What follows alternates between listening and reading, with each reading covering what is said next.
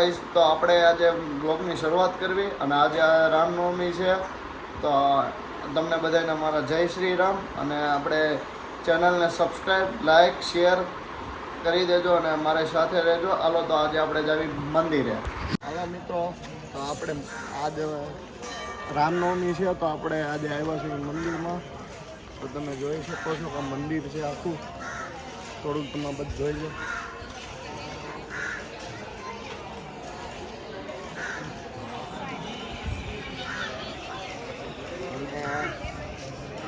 આપણે મતલબ રામ ભગવાન આપણા સનાતનમાં બહુ મોટામાં મોટા મતલબ ભગવાન ગણાય છે.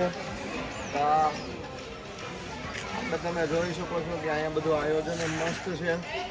અને તમે પણ સુરતમાં આવો તો આ બાજુ એક અંદરની સાઈડ મંદિર છે તો તમે આવી શકો છો. વરાસણ ઢાળથી અંદર છે તો તમે આવી શકો છો મંદિરે.